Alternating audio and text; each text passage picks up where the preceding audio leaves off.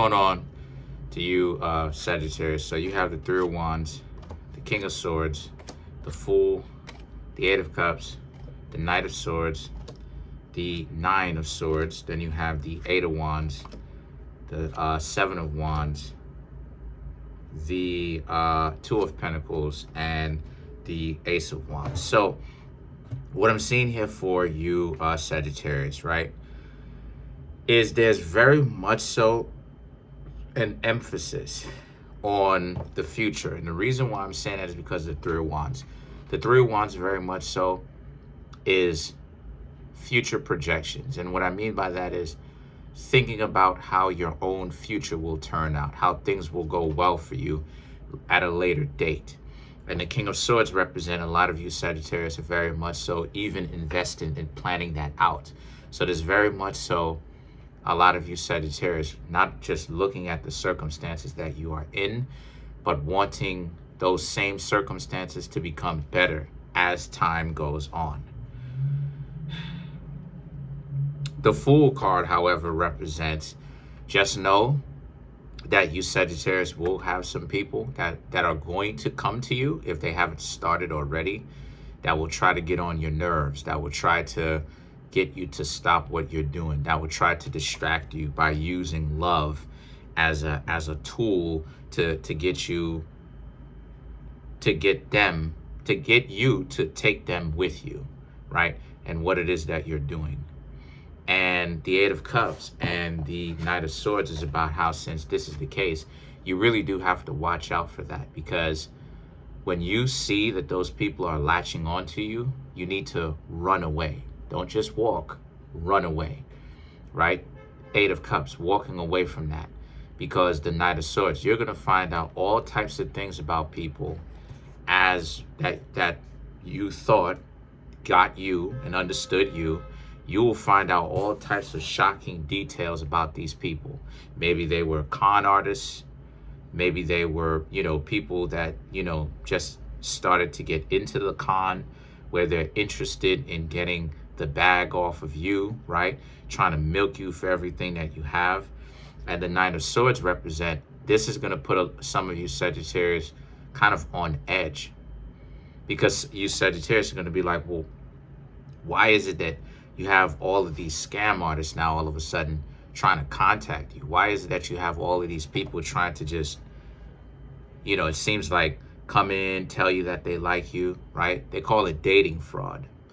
But they tell you that they like you, and which is illegal, by the way. That's actually a felony. But a lot of you Sagittarius have to understand that that's the nature of the game. This is how some people will go, right? This is how desperate some people can get. But the Eight of Wands represent, this is why it is that you get the minor arcana instead of a major arcana. It doesn't work on you because you're prepared. You know what to look out for. The Eight of Wands and the Seven of Swords is about how you know exactly, like it is that I said, what it is that you should be looking out for. So you don't really put yourself in that type of scenario by just believing in everything that those people are saying to you.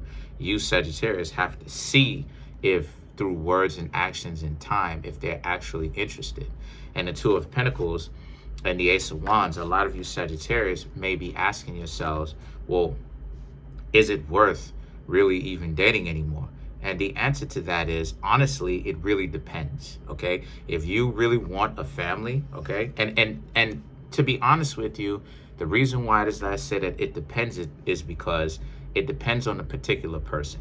If you want someone that is decent, right? Treats you with respect, you treat them with respect, you start up a family, then it's for you, right? But if it's something where you can't trust a lot of people, your circumstances calls for you to be on alert, then you shouldn't be looking for a relationship right now. So let's clarify some of these cards here.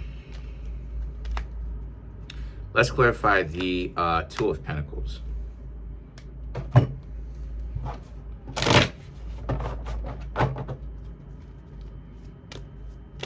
Let's clarify the Two of Pentacles. So to clarify, you have the Five of Pentacles, the Queen of Swords, then you have the Page of Swords, and the Lovers. To clarify the clarify the Two of Pentacles. And again, the Five of Pentacles just is an indication of how some of you Sagittarius just need to be prepared. Just watch out, just look out, because when your life starts getting better, that's when the parasites are at their hungriest, right? When things are going well for you, right? That's why it is that so many people try to come on in and tell millionaires and billionaires that, you know, that they love them and all this stuff, and they've only known them for one day, right? That's why it is that rich people have to be so skeptical, and they have to be aware when it comes to them interacting with people, because people are desperate and people will say anything it takes, because a lot of them don't have decency, right? So the thing is that the Queen of Swords is about, but at the same time, you should be aware. But at the same time, you should not be so aware to the point where it turns you into someone else. That's what the Queen of Swords is about. It's a warning, okay? It's a fair warning that, yes, you're supposed to be aware, but don't get too caught up with the hype. The Page of Swords represents, and when you are able to look at it that way, you're going to really see that the people that aren't really interested in you in the first place, as far as long term, right? They're interested in you, but they're not decent people to be in a relationship with. Here's where it is that they're going to start to say all types of things to you. But the Page of Swords, you'll have to put your foot down and not accept it. So the Lovers now is about how, since this is the case, you're definitely on the right track, okay? And don't start giving up. Like it is, I said before, is love made for everybody? It really depends, right? The answer is yes and no. It really depends what it is that you're honestly looking for. If you're looking for a situation where, you know, you want that family, then be in a relationship. But if that's not something that it is that you're honestly looking for, then what you really want to do is you really want to just kind of play the field for a little bit and test out what it is that you do honestly like. Who do you like, right? What do you like? You know, do you want to stay in the game for a very long time and just play the field, right? You know, play the field that way? Or is it that you want to find one particular person, or depending on what you're into, how many umpteen people that you can essentially be with? So let's clarify some of these cards. Let's clarify some more. Let's clarify the Eight of Cups.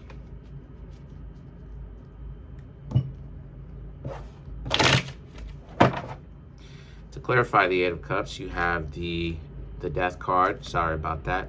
The Hanged Man, the Three of Cups, and then you have the High Priestess. So again, this very much so speaks volumes as to why it is that you Sagittarius really need to be on high alert, because the Death card, the Hanged Man, right?